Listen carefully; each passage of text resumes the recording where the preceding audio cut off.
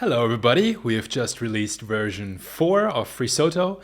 The biggest and most exciting change is our new project brief generator. Just click on this plus button here and select new project brief.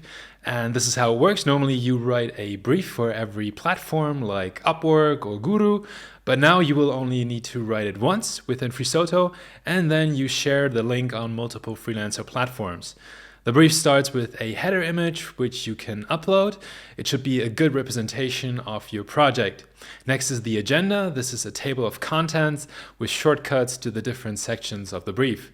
Down below, you'll find the option to share project files. With this on-off switch, you can activate the section and put in your Dropbox or G Drive link where the freelancers can download the files. Next, you state the project price that you're willing to pay. Some people might also call this the offer price. Below that is the timeline. It enables you to clearly structure your upcoming project and gives the freelancers a time frame to understand how the project will play out. First, you select your time zone so there is no confusion with the delivery time. And if you click on any of the stages, it opens a date picker and you can determine its start and end. Please also make sure to select the exact hour. Some projects might require fewer stages, so you can also deactivate them. The actual project description is probably the most important thing. Normally I create mine within Google Slides. Here is one example. So you would download the PDF and then go back into Frisoto and upload it there. Next is application questions. They have two purposes. One is to easily identify and filter out the freelancers who haven't read your brief, because they will not be able to answer the comprehension questions. And the second purpose is that by answering these questions, the freelancers create their own freelancer cards within Frisoto.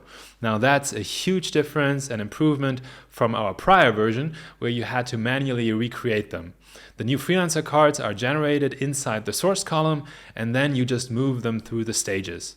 Another new exciting feature is search. You can now search for freelancer names and skills up here. For example, if you type in 3D modeling, all the freelancers who have that skill will be displayed.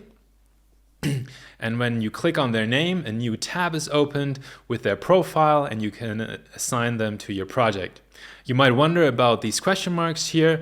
Those are conversation starters. Once you start messaging the freelancers, you might want some inspiration for questions that you can ask them. And finally, we added this burger menu here. The demo should give you a quick tour on how to use Frisoto. Currently, we only have a placeholder video in there. And then you have also the option to contact us, and I'd be very happy to get in touch with you. Thank you very much and have a wonderful day. Bye-bye.